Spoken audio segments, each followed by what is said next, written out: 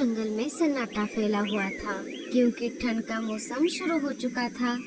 जिन पंछियों ने अपने घोंसले पक्के किए थे, उन्हें तो कुछ नहीं हो रहा था, पर जिन्होंने अपने घोंसले पक्के नहीं बनाए थे, उन्हें सर्दी के मौसम में बाहर ही ठंड में रहना पड़ रहा था।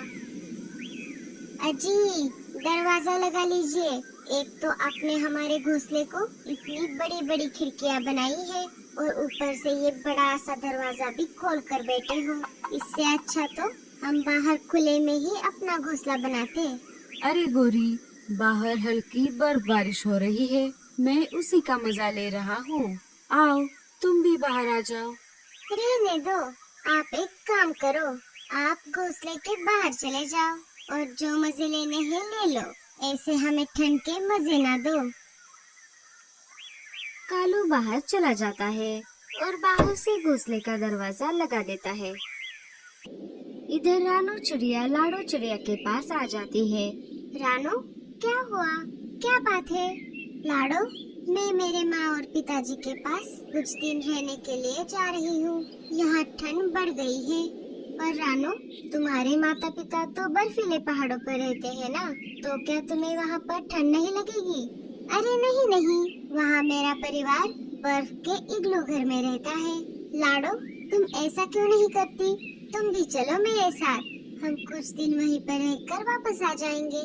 मम्मी, चलो ना, हमें भी देखना है इग्लू का घर। चलो ना मम्मी, चलो ना। ठीक है बच्चों, चलो हम भी चलते हैं। सारे मिलकर रानू के माँ पिताजी के इग्लू के घर की तरफ निकल पड़ते हैं। अरे, ये जंगल में अचानक इतनी सर्दी कैसे बढ़ गई? अगर जल्द से घोंसले का इंतजाम नहीं हुआ तो लगता है यहीं पर ठंड से जान निकल जाएगी। कुछ समय उड़ने के बाद लाडो और रानू बर्फीले पहाड़ों की तरफ आ जाते हैं। रानो, यहाँ पर तो हमारे जंगल से भी ज्यादा ठंड है। अरे नहीं नहीं लाडो, तुम घबराओ मत, बस थोड़ी देर और हम घर के पास पहुँचने ही वाले हैं। तुम देखना, वहाँ पर तुम्हें बहुत अच्छा लगेगा। वो सब जा ही रहे थे कि तभी एक शिकारी पंछी ने उनका रास्ता रोक लिया। अरे वाह वाह वाह, क्या बात है! इतनी कड़कड़ाती ठंड में मस्त गर्मा गर्म मांस खाने को मिलेगा। शिकारी को देखकर सारे डर जाते हैं। शिकारी पंछी उन पर हमला करने ही वाला था कि तभी एक पंछी बीच में आ जाता है। रुक जा, वरना इसका अंजाम बहुत बुरा होगा। तू मेरा कुछ नहीं बिगाड़ पाएगा। हट जा मेरे रास्ते से, नहीं तो मैं तुझे भी नहीं छोड़ूंगा। शिकारी पंछी उस पर हमला करने ही वाला था कि तभी ऊपर से किसी ने एक बड़ा सा नारियल शिकारी पंछी के सिर पर गिरा दिया। अरे, ये किसने किया? ये मैंने किया है। अब चल यहाँ से 9-2-11 हो जा, मैं तुम दोनों को देख लूंगा। हाँ हाँ, चल अब निकल। शिकारी चिल वहाँ से भाग जाता है। दोनों रानू और लाडो के पास आ जाते हैं। पिताजी, भैया, आप यहाँ? अच्छा हुआ आप यहाँ पर आ गए, वरना वो शिकारी चिल हम सबको मार ही देता। अरे ऐसे कैसे बहना, हमारे होते हुए तुम्हें कुछ नहीं होगा। पर बेटी, ये चिड़िया कौन है तुम्हारे साथ? इसे पहले तो नहीं देखा। इसका नाम लाडो है और ये 2 इसके बच्चे हैं। मैं ही इसे मेरे साथ लेकर आई हूँ। तुमने अच्छा किया। जल्दी चलो, बाहर बहुत ठंड है। हमारा घर ज्यादा दूर नहीं है। सारे वहाँ से उड़कर इग्लू के घर के पास आ जाते हैं। सारे अंदर चले जाते हैं। रानू, इस घर को तो दरवाजा ही नहीं है, पर फिर भी ये अंदर से कितना गर्म है। लेकिन ऐसा कैसे? अरे बेटी, अंदर की गर्मी अंदर ही रहती है और बाहर की ठंड बाहर। अपने नानी को देखकर बच्चे बहुत खुश हो जाते हैं और भागकर उनके गले लग जाते हैं। मेरे प्यारे बच्चे। और हाँ लाडो बेटी, इस इग्लू के घर के अंदर हमारे अलावा और कोई शिकारी पंछी नहीं आ सकता। सोनू और पिंकी नानी के घर आकर बहुत खुश थे। उन्हें भी बर्फ का इग्लू घर बहुत पसंद आ गया था। मम्मी, हमें बहुत भूख लगी है। बच्चों, थोड़ी देर रुक जाओ, मैं तुम्हारे लिए गर्मा गर्म समोसे बनाती हूँ। मम्मी, तब तक हम बर्फ में बाहर खेलने के लिए जाए? ठीक है बच्चों, पर ज्यादा दूर मत जाना, यही पास में ही खेलना। बच्चे बाहर बर्फ में खेलने के लिए चले गए। नानी ने सबके लिए गर्मा गर्म समोसे बना दिए। चलो बच्चों, खाना तैयार है। खाने का नाम सुनते ही बच्चे दौड़कर घर के अंदर आ गए। सबने मिलकर खाना खा लिया।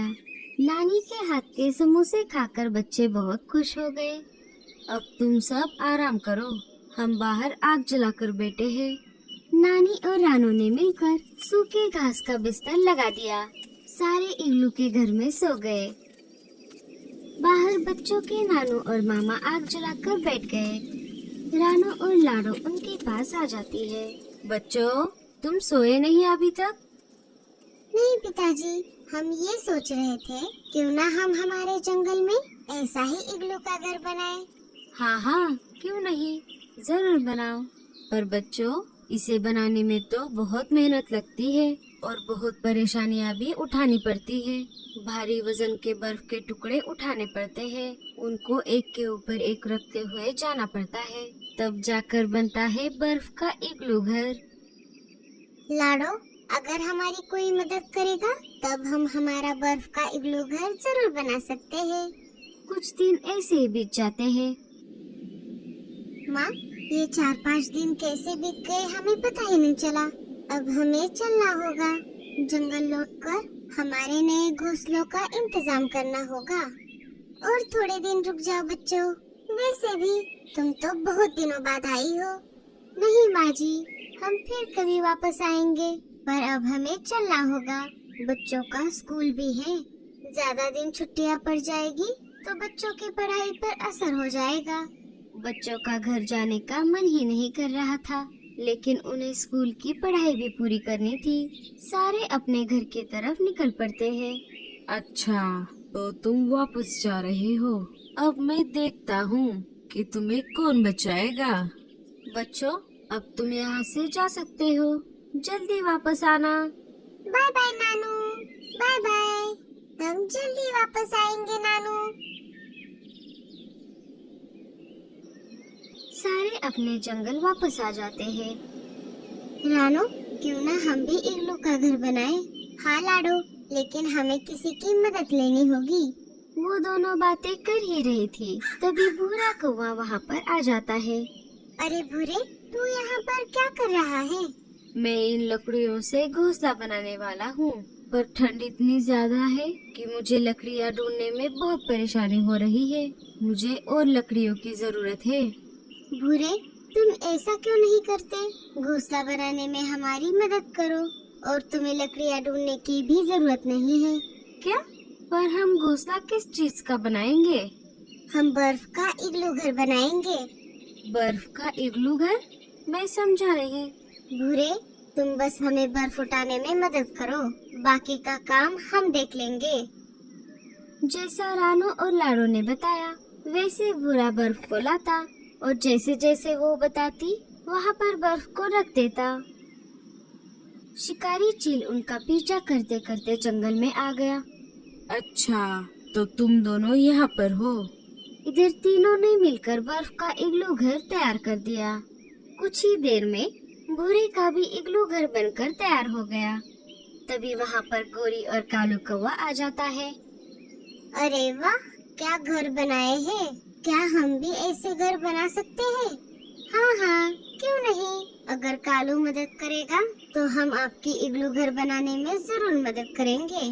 हाँ हाँ, तुम तो बना लोगे, पर मेरे जैसे बूढ़ी चिड़िया का क्या? मैं तो सिर्फ 2-3 महीनों की मेहमान हूँ। ऐसी बात नहीं है मीनू मौसी, अगर भूरा और कालू कौवा आपकी मदद करेंगे तो हम भी आपके लिए इग्लू घर बना देंगे।